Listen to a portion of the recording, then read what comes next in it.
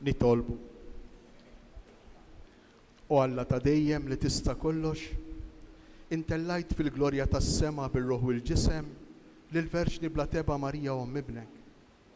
Għamel li ħsibijietna ikunu dejjem fil-ħwejjex tas-sema biex jistħoqilna sem magħha fil-glorja li tajta. Bibnek Ġesu Kristu Sidna li hu Alla u miegħek jgħix u jsaltan flimkien mal-Ispirtu Santu għal dejjem ta' dejjem. Amen. Il-ktieb tal-Apokalissi jagħtina xbija ta' mara li kellha twellet iben u deskrizzjoni tal-ġlieda bejn il-ħażin u Alla.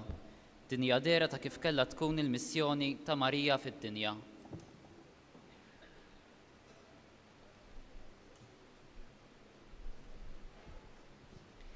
Qari mill-ktieb tal-Apokalissi. Infetaħ it-tempju ta' Alla li hemm fis-sema u deret l-arka tal-patt tiegħu fit-tempju tiegħu. U der sinjal kbir fis-sema, mara libsa ix-xemx bil-qamar taħt riġlejha u b'kuruna ta' 12 il-kewba fuq rasa. Hija kienet fit-tqala u bdiet tajjad bluġieħ tal-ħlas u tbati biex teħles. Imbagħad fis-sema der sinjal ieħor, ara dragun, kbir minn lewn in-nar b'7 tirjuż u 10 tiqrun u b'7 dijademi fuq il-jużhom. U b'dembu kines waħda mit-tlieta tal-kwiekeb tas-sema u għaddabhom lejn l-art.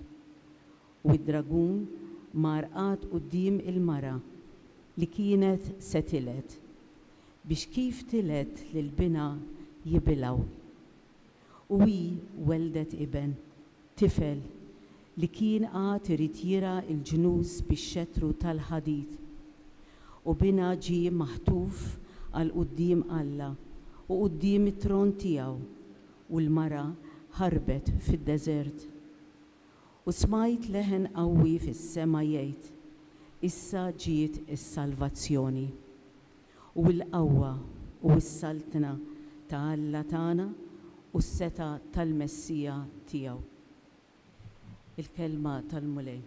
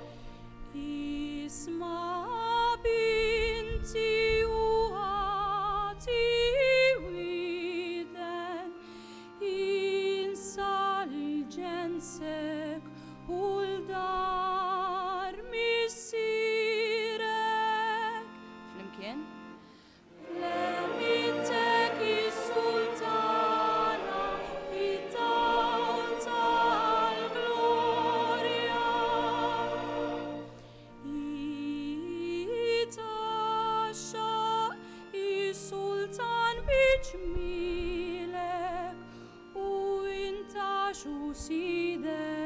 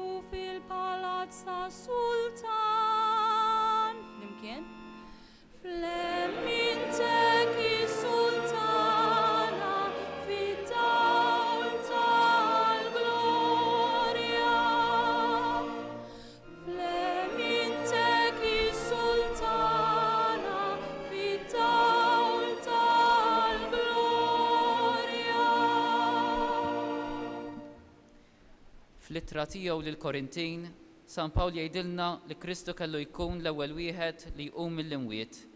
Iżda daw kollha li huma ta' Kristu huma wkoll iddestinati għal qawmien biex jaqsmu l-glorja tas-sema. Qari mill-ewwel ittra ta' San Pawl Apostlu lil Korintin. Ħuti. Kristu kien imqajjem tassew mill-imwiet, l-ewwel fost dawk li raqdu. Għaliex jekk permezz ta' bniedem feġġet il-mewt, bi bniedem ukoll iseħħ il-qawmien mill-imwiet. Għax bħalma l-bnedmin kollha imutu f'Adam, hekk ilkoll jiżgbu il-ħajja fi Kristu. Imma kulħadd skont kif imissu. L-ewwel Kristu, wara dawk li huma ta' Kristu, meta jerġa' jiġi. Imbagħad it-tmiem, meta Kristu jerħi s-saltna f'idejn Alla, il-Missier, wara li jkun qeret kull ħakma u kull seta u kull qawwa. Għax jeħtieġ li hu jisaltan sa ma jqiegħed l-edewwa kollha taħt riġlieh. L-aħħar għadu li jinqeret il-mewt, il-kelma tal-mulej. Marija tfaħħar lil Alla għal dak kollu li huwa għamel magħha. Mana wkoll Alla għadu jagħmel ħwejjeġ kbar. Għalhekk nuru l-ferħ tagħna għal din ix-xandira billi nqumu bil-wieqfa għal kant tal-Alleluja.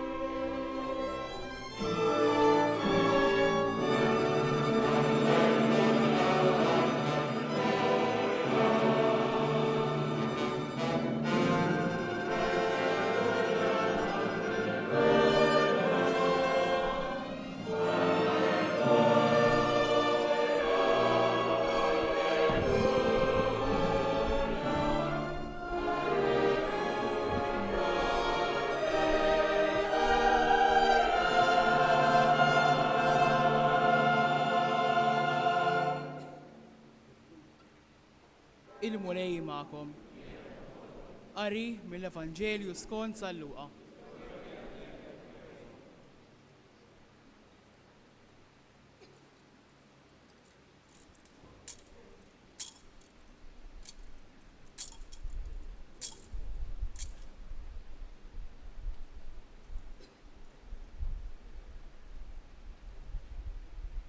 F'dawk il-ġranet, Marija qamet u marret ħaffef lil-oljiet f'bel tal-Ludija.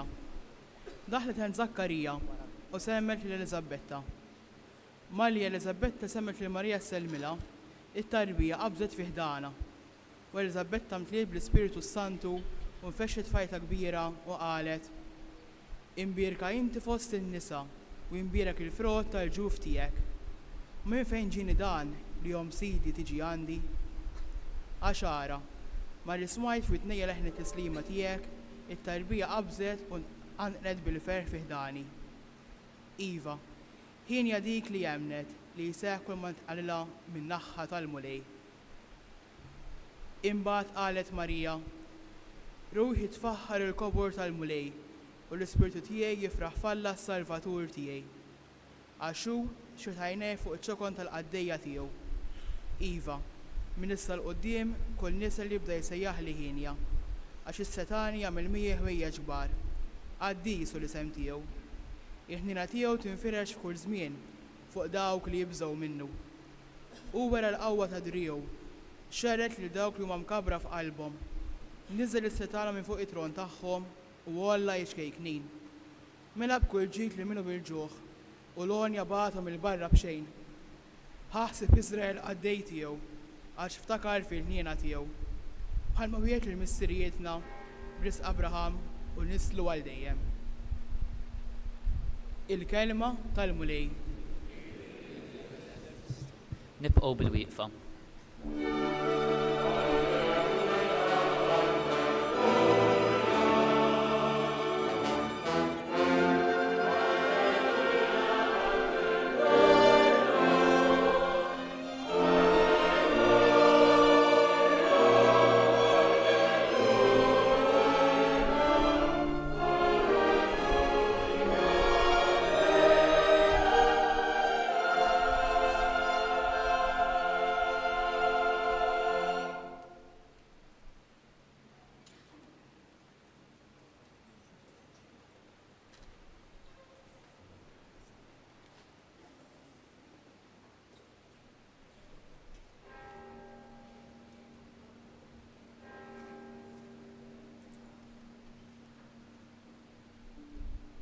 kull tiċrita tqanqal fina dexa weġa u ħafna drabi din il-weġa anki jekk taqta' subajk tinbidel malajr jew f'sens ta' ħdija ara x'għamilt jew f'sens ta' rabja jew rabja għal xi ħadd jew għal xi ħaġa jew sens ta' ħtija rabja lina nfusna. Kull tiċrita. U meta din it-tiċrita ssir f'ġisimna, meta din il-qata, il-ferita ssir f'ġisimna, ġisimna mingħajr ma nikmandawh, normalment jekk ikun mhux ħażejn fis-saħħa, jibda jagħmel kull ma jista' biex dik it-tiċrita jirreparah, biex dik it-tiċrita ifejjaqha. Imma hemm tiċritijiet oħra, hemm firdijiet oħra li jmorru lilien minn dawk tal-laħam, tal-ġilda, tal-ġisem. Hemm it-tiċritijiet fil-qalb tagħna. Nixtieq ħaġa u ssir oħra. Kelli ideal, skop f'ħajti u ma lħaqtowx. Kelli relazzjoni illi kont qed nibni bil-mod ma' persuna jew ma' persuni u dawn inkissru. Ħtija tiegħi jew mhix. Tiċritijiet fil-qalb. Imma dawn it-tiċritijiet fil-qalb jistgħu jkunu wkoll tiċritijiet bejn il-qlub. Tiċritijiet fir-relazzjonijiet. Ara x'jiġri meta ikun hemm ferita f'relazzjoni. Ara x'jiġri meta tnejn li jkunu ħabbew lil xulxejn għal tant snejn jinfirdu. Araw x'jiġri meta tfal jitilfu l-preżenza kontinwa ta' xi ħadd jew ta' tnejn mill-ġenituri. Kull tiċrita tħalli weġa, kull tiċrita tħalli dexa li tinbidel f'rabja jew sens ta' ħtija.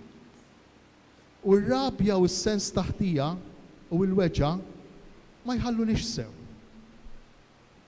Ipoġġuna f'sitwazzjoni li aħna ngħidula tal-inkwiet, inkwetati. L-inkwiet jiġi ħafna drabi mit-tiċrejt, mhux tant mit-tiċrejt tal-ġisem, mhux tant mill-firda fil-ġisem dik ukoll. Imma l-inkwiet jiġi mill-firda fil-qalb, jew mill-firda bejn il-qlub. L-inkwiet jiġi bil-ġlied, bit-tilwejn, bid-diffikultajiet. L-inkwiet jiġi bil-konflitti li aħna ngħixu fil-persuna tagħna jew li ngħixu ma' persuni oħra. Tgħiduli dan x'għandu x'jaqsam mal-festa ta' Santa Marija. Għandu x'jaqsam ħafna. Għaliex? Għax din il-festa ta' Santa Marija, din il-festa ta' din il-mara kbira, hi il-festa tal-għaqda, hi il-festa tal-restawr, hi il-festa tal-fejqan, tal-firda bejn ir-ruħ u l-ġisem. Marja titla fis-sema bir-ruħ u bil-ġisem, u ħafna mill-firdiet tagħna isibu l-oriġni tagħhom propju fil-firda bejn ir-ruħ u l-ġisem, imma hemm firda oħra illi llum qegħdin niċċelebraw il-fejqan tagħha, illi llum qegħdin niċċelebraw b'solennità kbira l-għaqda ta' bejn il-bniedem u Alla.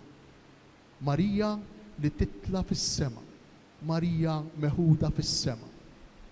Dawn huma żewġ firdiet illi aħna mingħajr ma nindunaw, li aħna mingħajr ma nkunu nafu fil-ħajja tagħna. Żewġ firdiet li jġibulna sitwazzjoni ta' nkwiet, sitwazzjoni ta' dwejja. Il-firda bejn ir-ruħ u l-ġisem, il-firda bejn l-ispirtu, il-firda bejn ir-raġuni tagħna, bejn il-grazzja illi tagħna Alla, il-firda bejn il-ġisem tagħna, ix-xewqat tagħna, l-ispirazzjonijiet tagħna, l-emozzjonijiet tagħna. U l-firda ta' dan il-ġisem, ta' din il-persuna kollha kemm hi, il-firda minn ma' Alla, il-firda ma' Alla. Illum qegħdin niċċelebraw biċċa mill-art fis-sema. Marija titla, Marija meħuda fis-sema. Biċċa mill-art fis-sema. Però ma ninsewx. Il-festa tal-lum hi possibbli għaliex? Għax Marija niżlet is-sema fl-art. Il-festa ta' tluħ fis-sema mill-art ta' Marija hi possibbli għax kienet Marija li niżlet is-sema fl-art. Fija tnissel, fija kiber, fija trabba. L-istess siben ta' Alla Ġesu. Però dak li jiġri lil Marija, jiġri lilna wkoll. Jekk aħna naslu b'libertà, jekk aħna naslu bil-persuna tagħna, jekk aħna naslu bil-qawwa tal-grazzja, bl-għajnuna tal-grazzja tal-Ispirtu Santu, illi nirreparaw, li nirrikonċiljaw, li naqdu fl-imkien ir-ruħ u l-ġisem, li naqdu fl-imkien il-persuna tagħna ma' dik ta' Alla. Biex mill-lum bħal Marija aħna wkoll inniżlu biċċa mis-sema fl-art. Aħna ninsew. Imbagħtu ħafna bid-dimensja. Imbagħtu ħafna bl-amneżija. Ninsew illi aħna xbija ta' Alla. Ninsew li f'kull wieħed u f'kull waħda minna hemm immarkata lejt, hemm immarkat b'xi mod id-DNA spiritwali, hemm b'xi mod immarkata Trinità f'kull wieħed u f'kull waħda minna. U meta aħna ninsew, meta aħna ninfirdu mit-Trinità, mill-lajn, mis-sors tal-enerġija tagħna, mis-sors tal-ħajja tagħna, mingħajr ma nindunaw nieħdu dgħexa, mingħajr ma nindunaw inweġġgħu, mingħajr ma nindunaw inkunu rrabjati, jew mingħajr ma nindunaw ngħixu fil-ħtija. U dawn huma l-ikbar u l-iktar żewġ sentimenti komuni fost il-bnedmin. Ir-rabja u s-sens tal-ħtija li jiġu minn xiex? Mill-biża'. Mill-biża' b'mod speċjali ta' dak li ma nafux. Mill-biża' b'mod speċjali fejn tonqos il-perspettiva, fejn tonqos id-direzzjoni, fejn jonqos l-iskop, fejn jonqos l-objettiv ta' dawn l-4 ijiem li għandna ħajja fuq din l-art. U allura jew induru ftit lejn l-istorja ta' Marija biex naraw kejfej għexet is-sema fl-art, kifej din ir-rabta, din lajn, din is-sors tal-ħajja tagħha Trinità, għexitha fil-ħajja tagħha ta' kuljum, fl-istorja tagħha f'Nażaret, f'Ġerusalemm, f'postijiet konkreti tal-ħajja ta' kuljum, fid-dar, mal-ħbieb, mal-qraba, kif ngħixu waħda. Marija waħda minna, hekk jgħid l-isqof Għaddejs Tonino Bello. Marija waħda minna. U jekk hi waħda minna, aħna wkoll nistgħu nimitawha, aħna wkoll nistgħu ngħixu bħala u rridu nħarsu lejn Marija biex nitalmu aħna wkoll inħitu it-tiċċiritiet, nirrestawraw il-firdiet, nfejqu il-feriti illi jimbtu minn żmien għal żmien mingħajr ma nindunaw kultant fil-ħajja tagħna ta' kuljum. Hemm iwa feriti li aħna ma nistgħux nfejquhom. Hemm iwa feriti marbutin mal-kreaturalità tagħna, mal-fatt li aħna ħolqien, mal-fatt li aħna maħniex perfetti, mal-fatt li aħna maħniex allat. Imma hemm feriti oħra li nġibuhom bidejna. Hemm feriti oħra li għandna kontroll fuqhom. Hemm tiċċritiet oħra li aħna nistgħu nirranġaw jekk inħarsu lejn Marija, jekk ngħixu aħna wkoll bħala bis-sema fl-art biex imbagħad meta jasal il-waqt ma jkunx diffiċli biex aħna wkoll nitelgħu is-sema bħala magħha. Tinsewx li l-impenn tagħna fuq din l-art u li ngħixu s-sema fl-art. Jgħidulna l-ittri tal-Apostli San Pawl mod speċjali. Aħna pajżani tas-sema pajjiżna. Tlabna fit-talba tal-bidu ta' din il-quddisa. Atina mulej li naħsbu fil-ħwejjeġ tas-sema. U taħseb fil-ħwejjeġ tas-sema ma jfissirx tgħix fi sħab. Taħseb fil-ħwejjeġ tas-sema ma jfissirx tgħix maqtuħ mill-art. Taħseb fil-ħwejjeġ tas-sema ma jfissirx toqgħod il-knisja 24 siegħa kuljum. Xejn minn dan. Taħseb fil-ħwejjeġ tas-sema ifisser tkun bniedem, tkun raġel u mara ta' veru.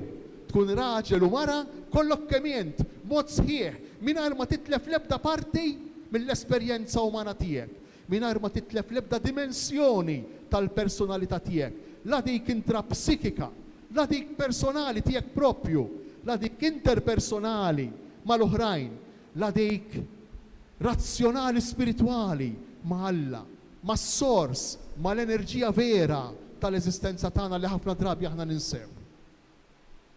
Kif għexet Marija s-sema fl-art f'ħajjitha? It-tħabbira tal-anġlu. Marija illi qiegħda li toqgħod biex tisma' l-kelma. Forsi kif qegħdin aħna dal-għodu għadna kif smajna l-kelma. Din il-kelma li aħna nisimgħu u għalhekk dak l-istorbju kollu mal-Vanġelu. Għalhekk dik l-alleluja sabiħa li għadna kif smajna, li smajna ftit ilu. Għalhekk qomna l-koll bil-wieqfa ma' dak il-ktieb tal-fidda. Għalhekk, għaliex? Għax hija l-kelma tal-la importanti li tittatina id-dawl għal ħajjitna, li tittatina direzzjoni għal ħajja tagħna, li tatina ftit pożittività, ftit ottimizmu fid-diffikultajiet li ngħixu fil-ħajja tagħna ta' kuljum. U dan għexet Marija meta l-anġlu jkellima. L-anġlu huwa l-kelma ta' Alla li jkellem lil bniedem. Ma kienitx esperjenza unika jew ta' privileġġ għal din il-mara b'mod waħdini, b'mod uniku, le. Imma l-esperjenza li aħna nistgħu nagħmlu kull wieħed u kull waħda minna. Kull darba li aħna nisemgħu b'serjetà il-kelma tal-Alla u nħalluha tidħol fina. U fuq ix kellima l-anġlu lil Marija. Se tnissel u jkollok iben. Ikellima fuq il-wild, ikellima fuq it-nissejl, ikellima fuq it-twelejt, ikellima fuq tarbija. U r-risposta ta' Marija xi tkun? Ma ninsewx li Marija kienet għażlet għal-mien u hekk tgħidilna t-tradizzjoni tal-Knisja. Marija kienet għażlet li tibqa' verġni. Li kien minna kienet tibqa' verġni, tibqa' xebba. Imma Alla fil-ħsieb tiegħu, Alla fil-pjan tiegħu ħafna drabi jaġixxi b'mod kontrarju jaħsadna fil-mod ta' kif jagħmel fil-ħajja tagħna ta' kuljum. Alla għażel mod ieħor għalija. Kif tant jiġri lilek lil kull wieħed u lil kull waħda minna, kull ħasda li tiġrilna fl-istorja ta' ħajjitna. Tista' tkun bħal dik ta' Marija. U Marija kif tirrispondi lill-anġlu? Hawnhej il-qaddejja tal-mulej ħajkun minni skont kelmtek. U hawn diġà għandna rabta, għandna għaqda bejn ir-ruħ u l-ġisem. Għandna rabta, għandna għaqda bejn Marija u Alla li ħafna drabi aħna nitilfu fl-esperjenzi tal-ħajja tagħna. Araw x'inhu jiġri fi żmienna fejn jidħol it-nissejl, fejn jidħol it-twelejt tal-ulied. Aktar milli lill-Alla ngħidulu ħajkun minni skont kelmtek, lill-Alla ngħidulu ħażin għalejk jekk ma tagħmilx kif irrid jien. għax dak li ma tagħtinix jent inġibu mod ieħor. Dan xi fisser? Ħafna drabi dan ifisser firda, dan ifisser tiċrita minn dak li hu naturali. Dan ifisser firda, dan ifisser ferita minn dak li hu tas-soltu, mill-mod ta' kif jaħdem Alla, mill-mod ta' kif jaġixxi fil-ħajja ta' kull bniedem. Però il-problema vera mhux dejn, il-problema vera mhix l-IVF, il-problema vera mhix l-abort, mhix dik il-problema vera. Il-problema vera qiegħda fil-fatt li lill-Alla ngħidlu hawnhekk manda jien, hawn nagħmel li rrid jien mhux li trid int. Għaliex problema? Tgħiduli jekk kien inkun solvejta ma tibqax problema. Min għalik, għaliex ma tibqax problema?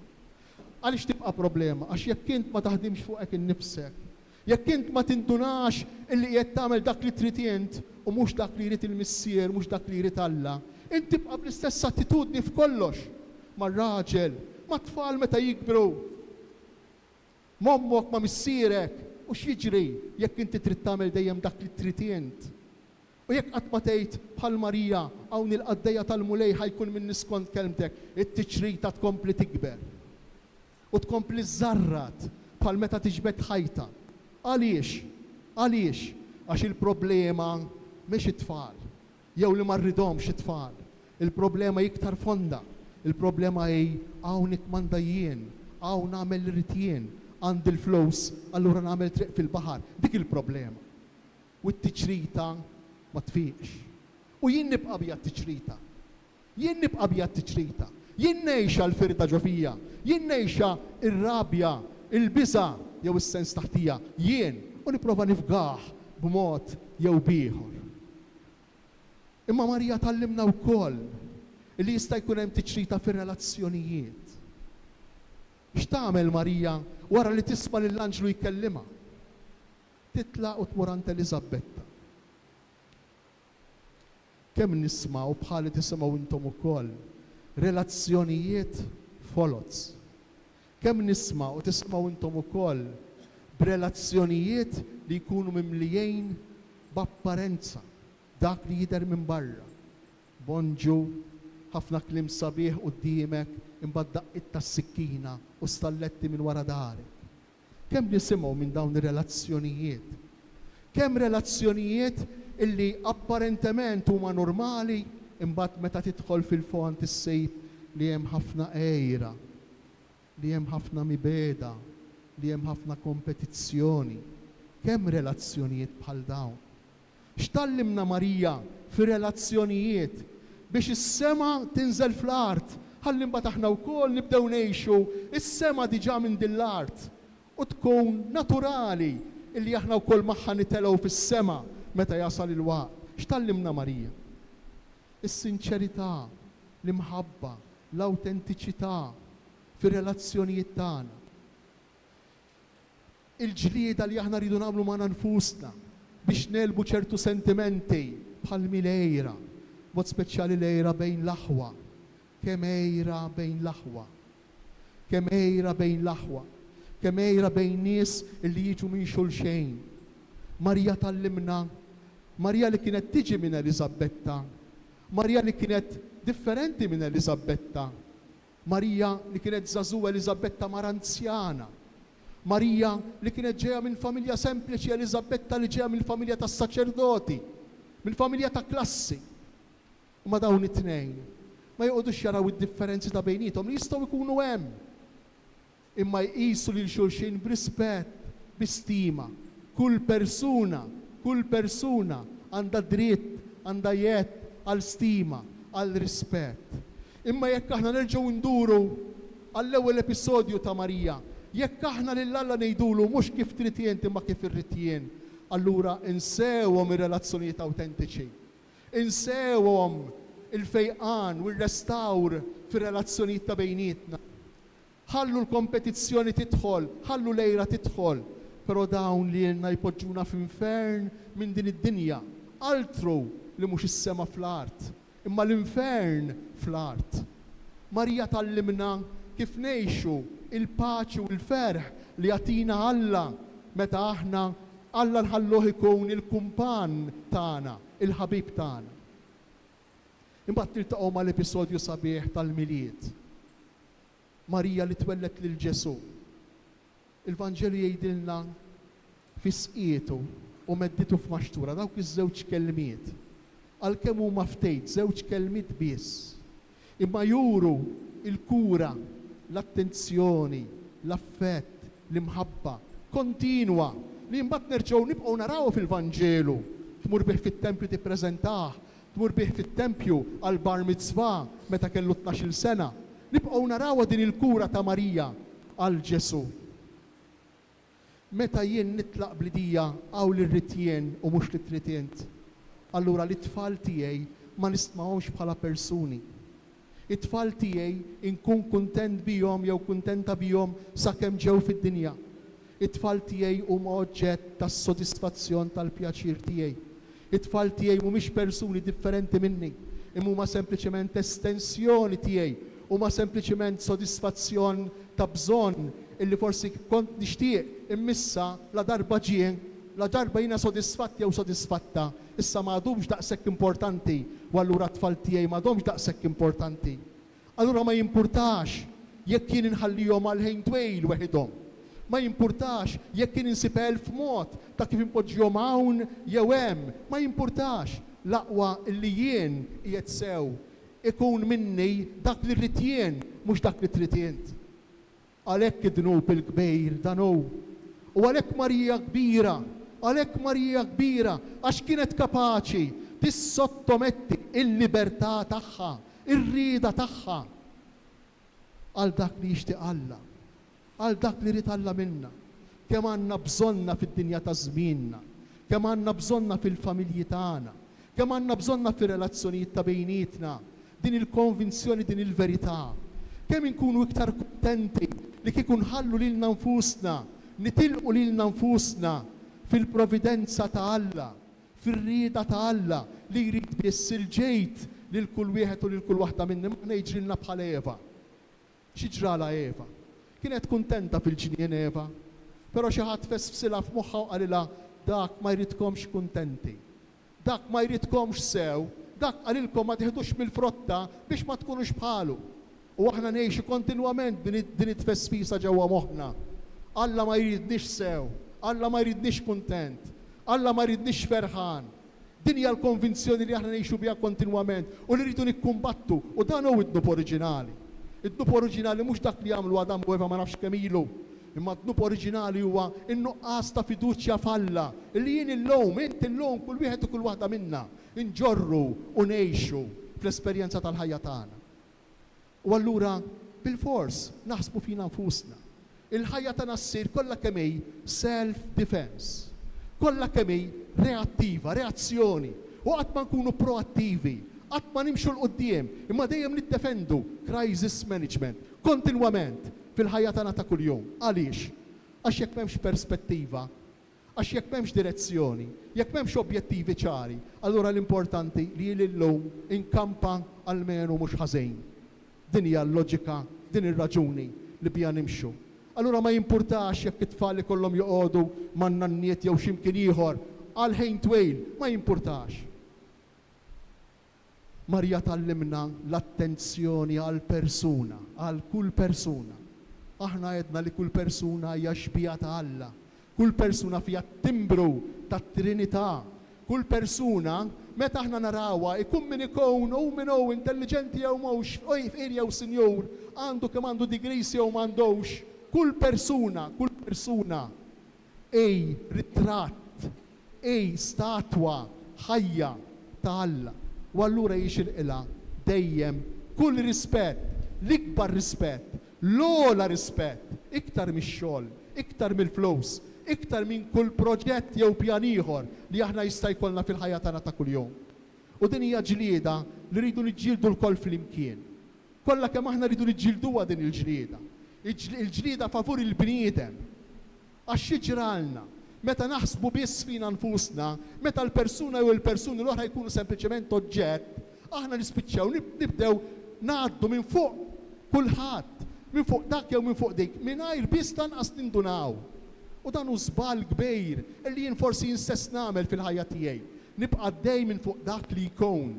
minn fuq ir-rispett, l-istima vera tal-persuna. U Marija tallimna biex aħna nistmaw lil kull bniedem daqs li kieku kien l-istess siben tagħha. Imma x'tallimna wkoll Marija?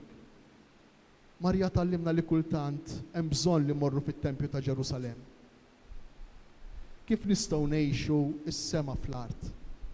Jekk aħna m'għandna l-ebda mkien, l-ebda post li jfakkarna li jimlina bl-enerġija, l-ebda petrol station minn fejn jieħdu l-petrol, jew il-lowm minn fejn niċċarġjaw il-bettri. Jekk m'għandniex post li huwa l-Knisja b'xi mod, kif nistgħu aħna ngħixu s-sema fl-art? Jekk ma jfakkarna ħadd li jien li kull wieħed u kull waħda minna aħna quliet il-missier, aħna aħwa ta' xulxejn. Kif nistgħu nippretendu li nirrispettaw lil xulxejn fil-familja raġel lil martu, il-ġenituri lil tfal, it-tfal lil ġenituri, l-aħwa lil xulxejn. Jekk aħna ma nitalmux, jekk aħna xi ħadd ma jgħidilniex isma' intom il-kol kemm intom uliet il-missier, intom il-kol kemm intom uliet Marija, intom il-kol kemm intom għandkom l-istess valur bid-differenzi kollha ta' bejnietkom. Intom il-kol midinbejn u mhumiex, kulħadd għandu l-istess valur quddiem Alla. Alla jħobbu bimħabba tal-ġen. Kif nistgħu ngħixu aħna bl-enerġija tal-Ispirtu? Jekk aħna mbagħad Knisja ma mmorrux, jekk aħna l-ħadd abbandunajnija l-qudiesa, jekk aħna l-ħadd bil-mod il-mod qed ngħidu jekk ikolli żmien imur il-qudiesa, l-ewwel nieħu t-tifel għall-futbol, imbagħad nieħu t-tifla ma nafx fejn, imbagħad imorru Malta għal dik l-attività, imbagħad jekk jibqa' l-ħin imorru l-qudiesa. Tajjeb dak kollu, però mingħajr il-qudiesa nirriskjaw li bil-mod il-mod mingħajr ma tisma' tirriskja bil-mod il-mod li taqalek il-batterija. Tirriskja bil-mod il-mod li tispiċċa timxi bil-qlejb, tirriskja li timxi biss bl-emozzjonijiet, bis-sentimenti, timxi biss bis-self-defense, tiddefendi lilek innifsek. U għaddiju sema fl-art. Allura hemm bżonn li bħal Marja mmorru t-tempju. Marja marret tippreżenta lill-ewwel iben tagħha flimkien mar-raġel tagħha Ġuseppi fit-Tempju ta' Ġerusalem. Imma wkoll Marija tagħmel biċċa xogħol oħra importanti biex tgħinna nżommu s-sema fl-art, biex tgħinna ngħixu s-sema fl-art. Marja trabbi lil bina Ġesu fil-biża' ta' Alla, trabbi lil bina Ġesu fl-imħabba ta' Alla. Kemm minna, jew forsi min uliedna, kemm minna il-katekismu, id-dottrina ta' tfal tiġi l-aħħar, jekk tiġi l-aħħar. Imbagħad immur għand il-kappillan niġġieled miegħu u ngħidlu għax tittamililu l-griżma, għax tittamililu tqarbina, imbagħad immur għand il-kappillan u niġġieled miegħu għax trid tiżżewwiġni, jekk m'għamilx ma xorta trid tiżżewwiġni. Il-kappillan jista' jżewġek, il-kappillan jista' jagħmellek it-tqarbina, il-kappillan jista' jagħmellek il-griżma, però inti t-tiċrita hemm beqgħet. Inti ħasra ma kbirx, inti ħasra ma fiqx, inti ħasra ma profittajx minn din is-sejħa li qed tagħmellek il-Knisja jew aħjar li qed jagħmellek Alla u Omna Marija permezz tal-Knisja bid-difetti kollha li għandha l-Knisja. 1000 difett għandha l-Knisja għax il-Knisja umana minn barra li hemm fiha l-Ispirtu ta' Alla, imma umana. Imma jekk int traskurajt din is-sejħa, imbagħad bil-fors imbagħad nieklu lil xulxejn. Bil-fors l-aħwa jiġġieldu ma' xulxejn fuq €1000, bil-fors l-aħwa jiġġieldu ma' xulxejn fuq roqa art, bil-fors. X'se jgħalmek lilek tħobb, x'se jgħalmek lilek tqejs il-persuni iktar importanti mill-oġġett, x'se jgħalmek lilek tirrispetta lil kulħadd, għax kulħadd għandu l-istess dinjità, x'se jgħalmek lilek tispiċċa tiddefendi lilek innifsek, tispiċċa mwerwer u tgħix kontinwament bl-armi il-barra għax tibża li xi ħadd se jolqtok, li xi ħadd se joqtlok. U sfortunatament din jiġri s-soċjetà mingħajr Alla. Dan jiġri jekk is-sema ma jkunx fl-art. Jekk is-sema ma jkunx fl-art, bil-mod il-mod din l-artana, issir infern. Infern mhux biss minħabba sħana li qegħdin inħossu bħalissa, kollha kemm aħna, imma infern għax ma nibqgħux inkunu kapaċi ngħixu ma' xulxejn. Għax ma nibqgħux inkunu kapaċi nirrispettaw tassew il xulxejn. Ma nkunux kapaċi naħfru lil xulxejn, nirrispettaw lil xulxejn. Hekk jalla din il-festa ta' Santa Marija tqanqal f'kull wieħed u f'kull waħda minna fiha l-ewwel wieħed. Ix-xewqa li ngħixu iktar is-sema fl-art. Is-sema ma jħassarx il-festi tal-art, assolutament, anzi, jagħmilhom iktar autentiċi, jagħmilhom iktar veri. Is-sema ma jridniex imdejqejn, anzi, ma ninsewx li l-ewwel kelma li l-anġlu jgħid lil Marija kienet ifraħ ja sabiħa, ifraħ ke karitomene, ifraħ għax inti kbira, ifraħ għax inti sinjura, sinjura mhux għax għandha l-flus, sinjura għax għandha l-imħabba. Sabiħa mhux biss mill-barra, mhux sabiħa sempliċiment minħabba l-fattizzi ta' wiċċa jew il-ġisem tagħha li ma nsibu l-ebda deskrizzjoni ta' dan kollu fil-Vanġelu.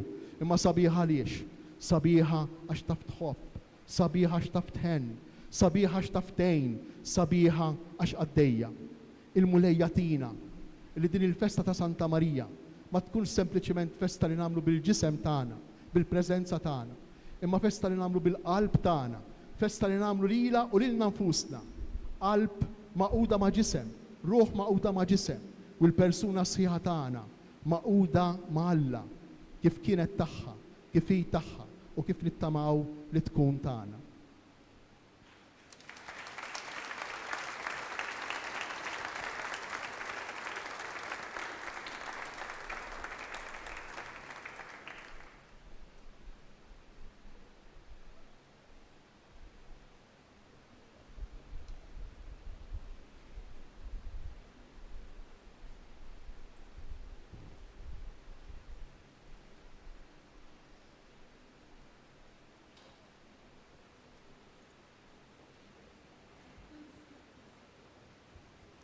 Jiena nemmen falla wieħed il-missier li jista' kollox li ħalaq is-sema u l-art, dak kollu li jidher u dak li ma jidirx, u fulej wieħed Ġesu Kristu, ibn waħdini ta' Alla, imnissel mill-missier qabel kull żmien. Alla minn Alla, dawl minn dawl, Alla veru minn Alla veru, imnissel mhux magħmul, natura waħda mal-missier u bih sar kollox. Niżel mis-smewiet għalina l-bnedmin u għall-fidwa tagħna, u ħal-ġisem bis-seta tal-Ispirtu Santu minn Marja Verġni u sar bniedem, salbuha lina, bata taħt Ponzu Pilatu, mitu difnuh.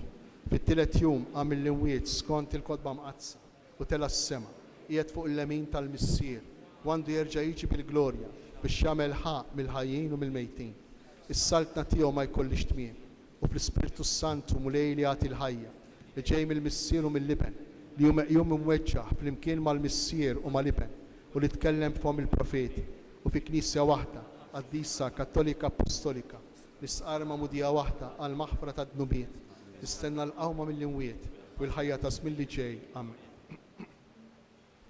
Mulej Alla tagħna, inti għażiltna u ippredestinajtna sabiex inkunu qaddisa u bla teba quddiemek fl-imħabba. Inti ġustifikajtna fi Kristu ibnek il-waħdini biex inkunu nistgħu nieħdu sehem fil-ħajja tiegħek ta' Alla. Ilqa talbna f'dan lejl ta' Santa Marija, aħna u naraw fija bħal f'mera dak li nixtiequ nittamaw li nkunu fil-Knisja u fid-dinja. Għall-Knisja kollha sabiex bħal Marija tkun l-arusa ta' Kristu li tagħżel għalija l-istess xorti tiegħu waqt li timxi fuq il-passi tiegħu fid-dinja.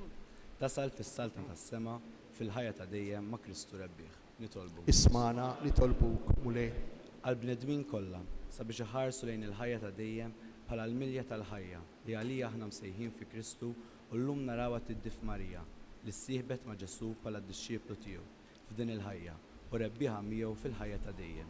Nitolbu. Ismana nitolbuk mulej. Għalina sabiex aħna nikkontemplaw lil Marija li tieħu sehem fil-milja tal-ħajja ta' dejjem bil-qawmin l-imwiet fi Kristu ngħixu ħajja qaddisa fuq l-art sa ma naslu li ngawdu l-qawmin mill-imwiet fi Kristu. Nitolbu. Ismana nitolbuk mulej. Għal pajjiżna li llum jiċċelebra lil Santa Marija bħala l-patruna ewlenija tal-Gżejjer Maltin sabiex bħala nkunu mera tal-ħajja qaddisa u fostna jsaltna l-ġustizzja, is-sliem u rispett lejn il-ħajja tal-bnedmin.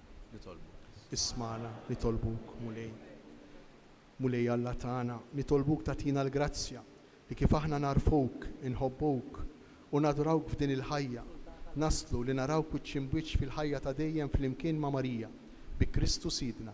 Amen. Il-kobor ta' Marija Santissima jitqies mill-offerta totali tagħha lil Alla. Nissieħbu llum ma' omna Marija biex nofru lilna nfusna lil Alla waqt li nagħmlu l-offerta għal dan is-sagrifiċċju qaddis.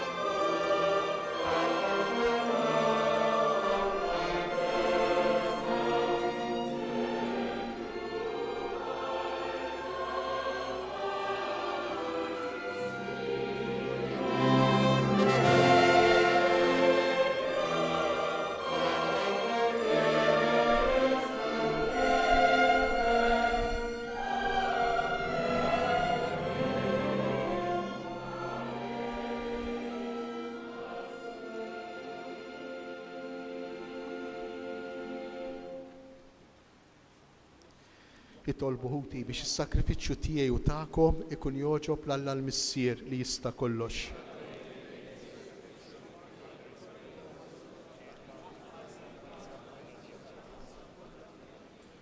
Titla' quddiemek mulej l-offerta tagħna għaddejja fidili tiegħek.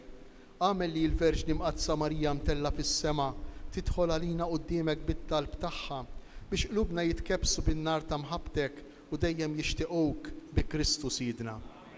Il-mulej magħkom. Nerfgħu qlubna l fuq. Niżżu ħajr lil mulej Alla tagħna. Sewwa u xieraq tas-sew mulej Missier Qaddis, Alla ta' dejjem li tista' kollox, tajjeb u taġejt għalina li dejjem u kullimkien inroddulek ħajr bi Kristu Sidna.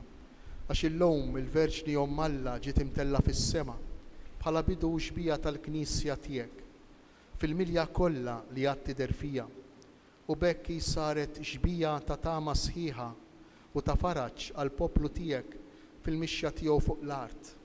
Għax jent kif kien xieraq ħlist mit-taħsir tal-qabar lil dik li b'mod tal-għaġeb tat lid-dinja bħala bniedem l-awtur ta' kull ħajja, Ġesu Kristu Sidna. Għalhekk nissieħbu mal-qtajja tal-anġli u b'ferħ kbir infaħruk u intennulek.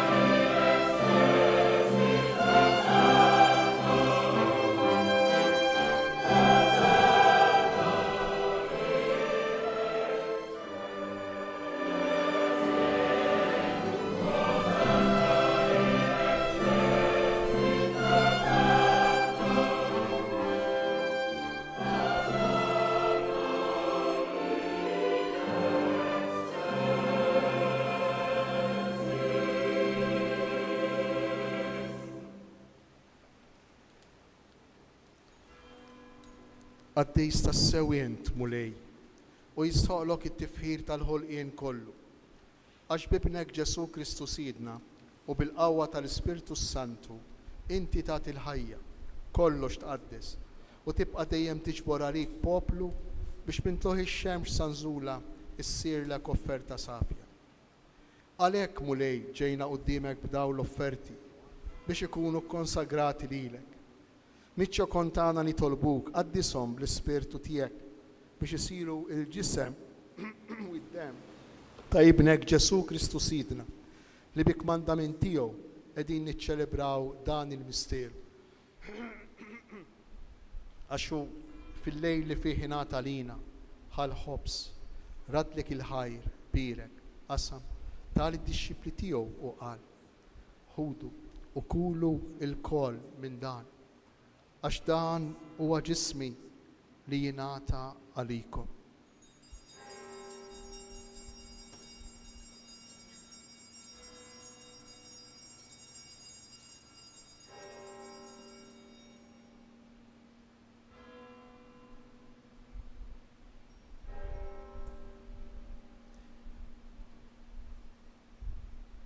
Ekku kol wara lik laħal kalċi reġa' rat il-ħajr tal id-dixxipli tiegħu u qal ħudu u ixorbu minnu il-kol għax dan huwa l-kalċi ta' demmi tal-patt il-ġdejd li jibqa' l dejjem id-dem li jixxerret għalikom u għall-bnedmin kollha għal maħfra ta' tnubiet għamlu dan b'tifkira tiegħi.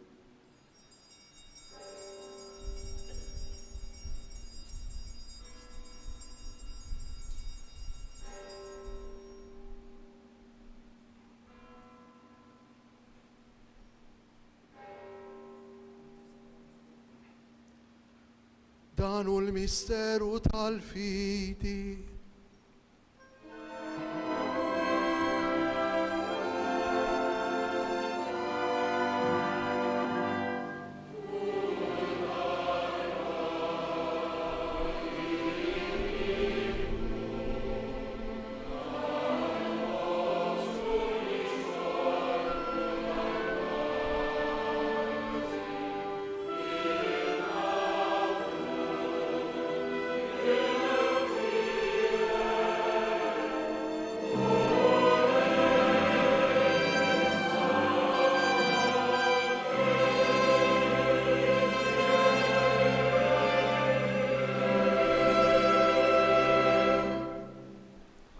Għalhekk mulej aħna nagħmlu dan b'tifkira tal-passjoni li bija ibnek fdina u tal-qawmin u t-tloħ glorjus tiegħu fis-sema. Aħna li qed nistennew u nittamaw it-tieni miġja tiegħu b'ratt il-ħajr nofrulek dan is-sagrifiċċju ħaj u għaddis. Ħares nitolbuk lejn l-offerta tal-Knisja tiegħek. Għaraf fiha l-vittma li bis-sagrifiċċju tagħha rid terġa' tħabbibna miegħek. Għamel li aħna li se nissaħħu bil-ġisem u d-dem ta' ibnek nimtlew bl-Ispirtu Qaddis tiegħu u nkunu ġisem wieħed u ruħ waħda fi Kristu. Nitolbuk li hu jagħmel minna offerta li tibqa' dejjem quddiemek biex ikun nistgħu niksbu l-wirt mal-Mażurin tiegħek, mal-Verġni Mqassa Omm Alla Marija, ma' San Ġusepp, mal-Apostli bil-Marti Koċċa tiegħek u mal-qaddisin kollha li kif nittamaw jidħlu dejjem għalina quddiemek. Għamel nitolbuk mulej li din il-vittma li terġa' tħabbibna miegħek tkun taslim u salvazzjoni għad-dinja kollha. Wettaq fil-fidu fl-imħabba l-Knisja tiegħek tul il-mixja tagħha fid-dinja, il-qaddej tiegħek il-Papa Franġisku, l-Isqof tagħna Anton, l-isfijiet u l-Ministri kollha tiegħek u l-poplu kollu li inti ksibt għalik. Ilqa' bitjieb għat-talb ix-xewqat ta' din il-familja li jintritta tinġabar madwarek. Għader mis-sirħanin li l-uliedek kollha kull fejn jinsabu u waqqadhom miegħek il-koll. Ħen għal ħutna mejtin, partikolarment il-benefatturi ta' dan il-katedral, għal daw kollha li ħallew din il-ħajja fis-sewwa tiegħek. Daħħalhom fis-saltna tiegħek. Fejn nittamaw li aħna l-koll qed naslu biex il-koll flimkien nitaxqu għal dejjem bis-sebt tiegħek bi Kristu Siedna li bih inti tfawwar id-dinja b'kull ġid. Bi Kristu ma' Kristu u fi Kristu jingħata lilek Alla missier li tista' kollox flimkien mal-Ispirtu Santu kull ġieħu glorja għal dejjem ta' dejjem.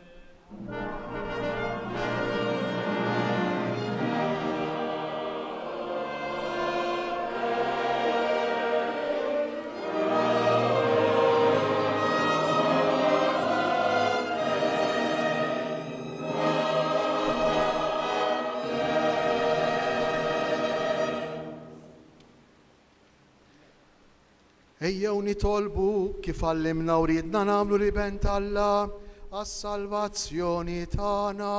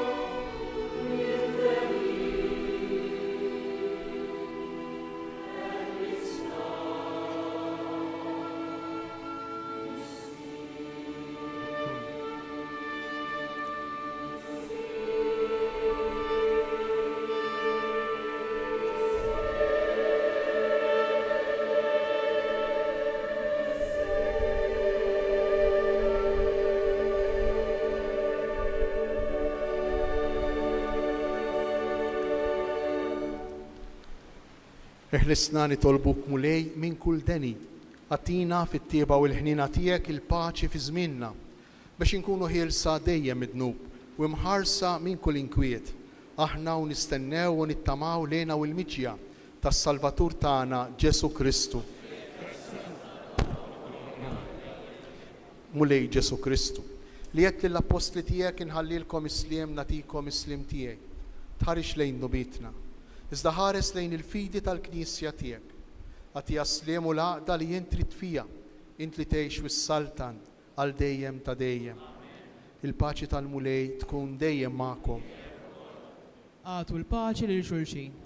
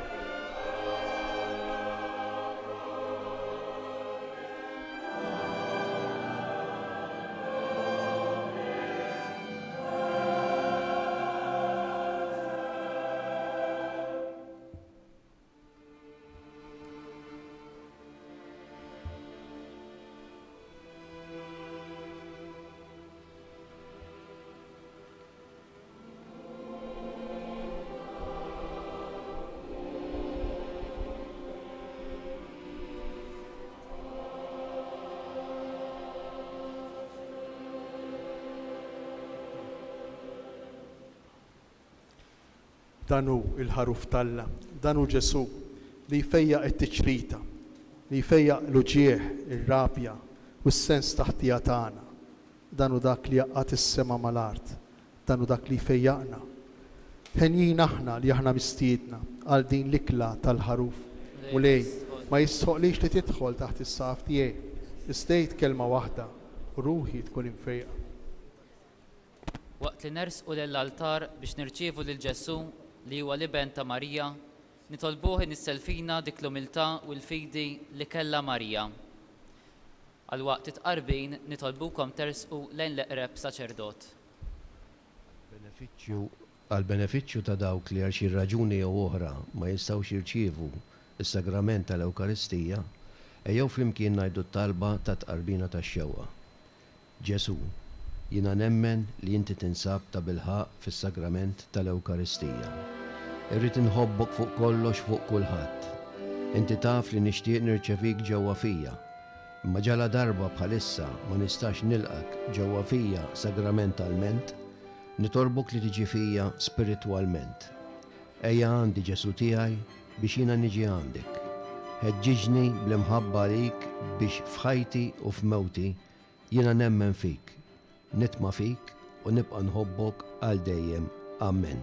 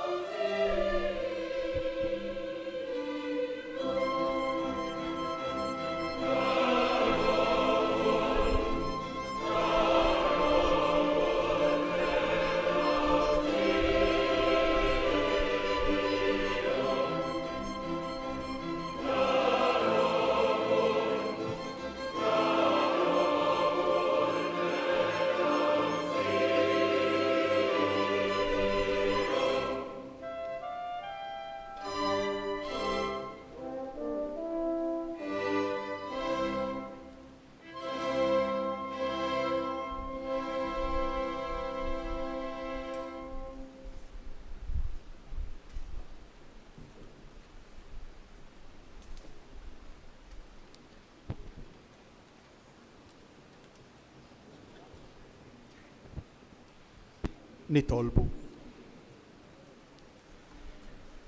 Tqarbilna mulej bis-sagrament tas-salvazzjoni tagħna. Atina l-għajnuna tat-talb tal-Verġni Mqadsa Marija mtella fis-sema, ħalli naslu fil-glorja tal-qawmina l-ħajja. Bi Kristu Sidna. Amen. Ippermettu li nitlobkom noqogħdu ftit bil-qiegħda kif nagħmlu dejjem qabel l-eluq tal-pontifikal ta' Jum Santa Marija hawnhekk f'dan il-katedral, il-parroċċa tagħti ġieħ lil dawk li b'xi mod ikunu iddistingwew ruhom bl-għajnuna tagħhom, bil-preżenza tagħhom mod assiedwu hawnhekk fil-ħajja tal-komunità parrokjali tagħna. U din is-sena wara li smajt il-parir tal-Presbiterju Parrokjali, il-Kunsill Parrokjali, nixtiequ nagħtu ġieħ il-parroċċ tal-Katedral 2024 lil 3 parroċċani. U allura l-ewwel wieħed insejjaħlu is-Sur Michael Magro, parroċċan assiedwu hawnhekk fil-Katedral u President tal-Vamp Organizations, responsabbli min-nar fil-Festa Santa Marija.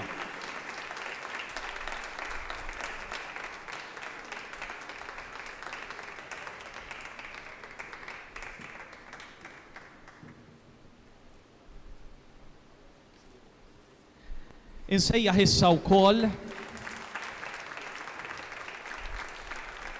żewġ parroċċani oħra aħwa li anke l-preżenza tagħhom hija assiedwa u ta' għajnuna kontinwa f'diversi oqsma tal-ħajja tal-parroċċa ta' kuljum. Insejjaħ lil Marija u lil Loħta Ġuża Kallus.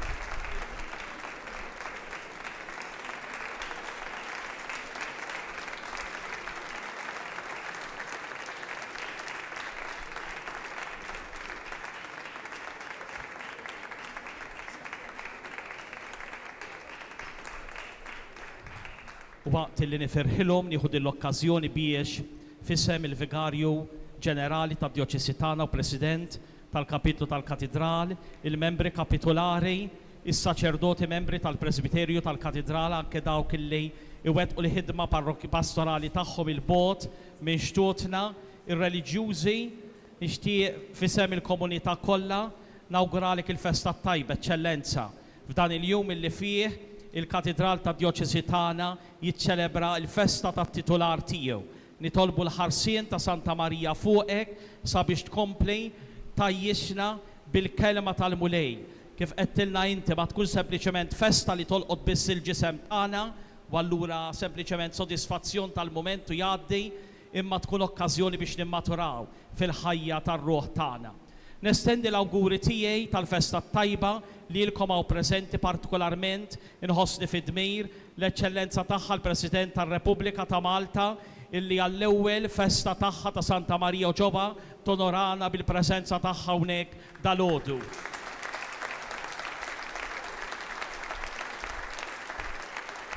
Nestendi l-gratitudni tagħna lil persuni hawnhekk distinti partikolarment immexxija mis-Sindku tal-Belt Victoria, il-Kumitat tas-Soċjetà Filarmonika Leone u intom parroċċani u oħrajn li naqadtu magħna għal dan il-jum ta' festa. Anke ngħid grazzi kbir lill-Kappella tal-Katedral taħt id-direzzjoni tas-Sur Mas Joseph de Brincat illi animaw din iċ-ċelebrazzjoni u Matthew Sultana illi kien responsabbli mill-preparazzjoni tal-kor għal din l-Ewkaristija Pontifikali ta' Jum Santa Marija.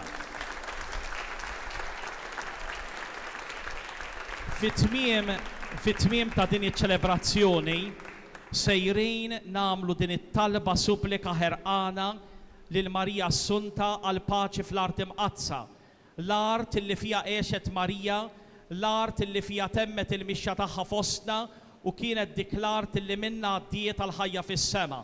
U allura fit-tmiem tal-Pontifikal, Monsignor Isqof flimkien magħna s-saċerdoti bil-ħarsa tagħna fuq il-kwadru titolari ta' dan il-katedral li bħallum 49 sena ilu ġie nkurunat b'kuruna ta' debo ħaġar prezzjuż sejrin nagħmlu qudiemu din is-supplika għal dan it-talb ħerqan ta' paċi fl-art ta' Marija, l-art imqazza.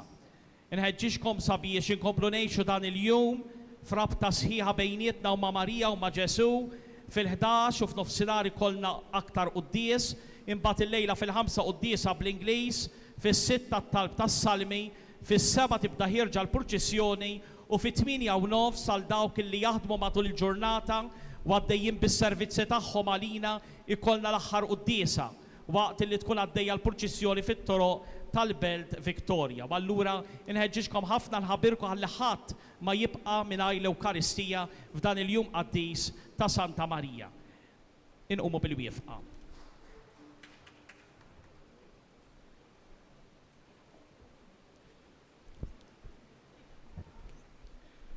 Permettu li jien ukoll nirreċiproka l-awguri tiegħi Aziz Vigarju, President ta' dan ir-Reverendissimu Kapitlu tal-Katedral, Aziz Arċipriet, grazzi tal-ħidma u tal-impenn u tad-dedikazzjoni. Jiena nista' nixhed kemm hawn saċerdoti li jaħdmu jistinkaw.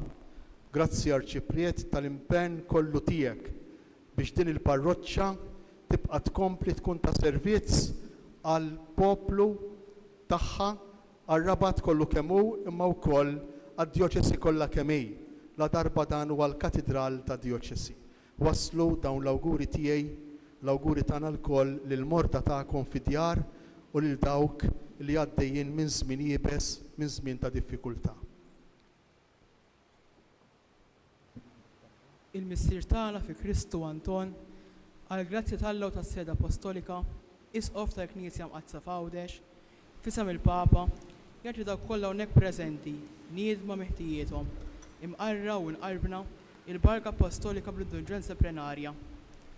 Itolbu l-Qudusija tiegħu il-Papa Franġisku għall-isqof tagħna Anton u għall-Knisja Mqazza omna, u fitxu li tgħixu faqda sħiħa magħha b'ħajja qaddisa. Il-mulej magħkom. U miegħek ukoll. Baxxu raskom għall-barka tal-Alla.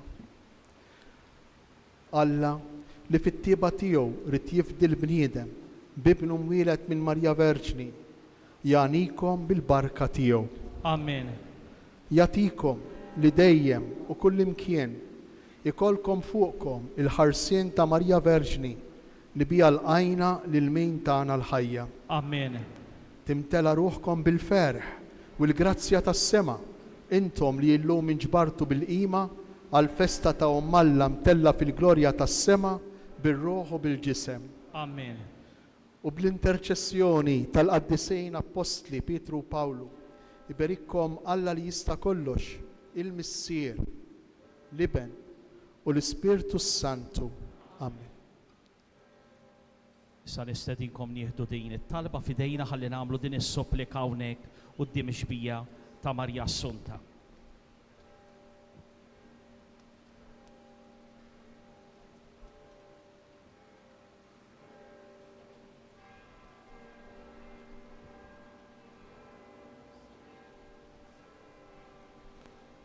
Flimkien, o glorjuża Om ta' Alla, molli għal fuq mill-kori tal-anċli, itlob għalina flimkien ma' San Mikiel Arkanċlu, mal-qawwiet kollha tal-anċli tas-sema u mal-qaddissin kollha, quddiem l-Iben għaddejs u maħbub tiegħek, Sejt u Mgħallem tagħna.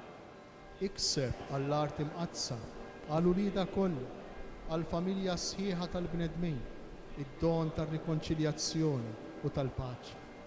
Għamel li jisseħħ il-profezija tiegħek, ħajixterdu dawk li huma mkabbra f'qalbhom, ħajjitniżlu s-setana minn fuq it-tron tagħhom.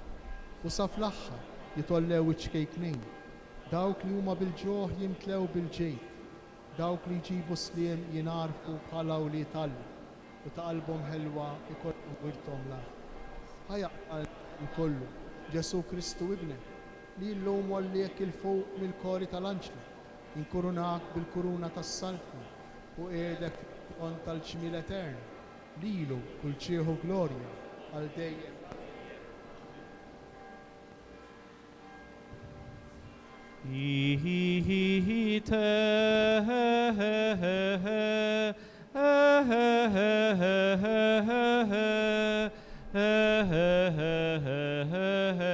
Missa est.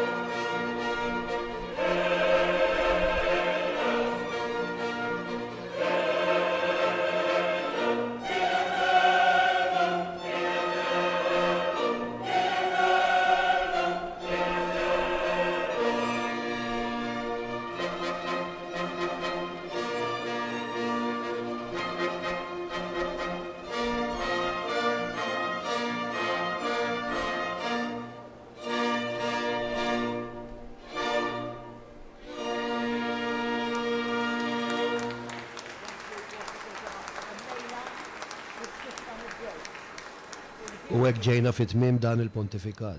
Kif wetkom fil-bidu, issa ser naqralkom il-poeżija tal-ħabib tagħna l-Kavallir Ġewem Attart. O Marija mtella s-sema, reġina tas-sema l-art, itfaħarstek fuqna kollha, eħlisna mill-lemm u l-mart. Li ta' spiss ifeġġu fuqna u jordmuna taħt riġlejhom, oħroġna minn taħt difrejhom u mill-qilla ta' jdejhom. U ġborna l-kol madwarek, din il-festa mqazza tiegħek, u li dak iridu nibqgħu imdawrin ferħana miegħek. Aħna nafu li l-ulidek inti żgur ma tinsihomx, u li mdejqa u mnikta in bla dubju ma tridhomx. Gżiritna kollha biħġara, ħarġet lonk illum minn dara, sabiex tilqek u tċabċaplek u tamillek din iżjara. Waqt li tkun iddur mat-toroq, idħol żul il-morda tagħna, fejqan sħiħ kun int li ttihom sabiex jerġgħu lura magħna. Reġġa' lura l-ferħ u lena, għat il-ferħ lill-imniktin, għat ix-xogħol l-minu qiegħed u rihom wiċċ il-bambin. Fuq ir-rabat kollu xerret, id-bissima tant barkiet, sabiex lawċin f'darhom jgħixu b'mod minn niket u l-inkwiet. Hu ħsieb tant mijiet taħlejjaq li f'daljiem jiġu jżuruk, f'din il-knisja kollha mżejna u mħabbithom dlonk juruk. Ma rridx nagħlaq din il-kitba, isma' dit-talba qasira, ħarstek żomm fuq Malta u Għawdex, tħallihomx ta' dnub il-sira. Mela dik kienet il-poeżija li kedbinna l din sena il-Kavallir Ġewem Attart u nixtieq minn hawn insellem ukoll it-telespettaturi kollha li segwew dan il-pontifikal minn fuq il-UTV. U hekk ġejna fit-tmiem din ix-xandira diretta mill-Knisja Katedrali ta' Għawdex. Xandira diretta tal-Quddiesa Pontifikali fl-okkażjoni tal-festa ta' Santa Marija. Nixtieq nagħlaq din ix-xandira diretta b'kument qasir. Alla sab kollox f'Marija, dik il-bniedma dejjem disposta għal dak kollu li talab minna. Jalla jsib lilna wkoll, dejjem disposti biex inwettqu r-rieda tiegħu, anke jekk tkun tiswina sagrifiċċji kbar. Minn hawn nixtieq insellem lil Monsinjur Isqof, lil Vigarju Ġenerali flimkien ma' Reverendissimu Kapitlu tal-Knisja Katedrali, lill-Arċipriet u l-Kleru ta' din il-Knisja. Waqt li nwaslilkom l-isbaħ awguri lilkom u lill-familji tagħkom, eżis semmija, jien Tomas Anastasi flimkien mat-tekniċi tagħna Luke u Ronnie Bezzina nixtiequlkom il-kumplament tal-jum it-tajjeb.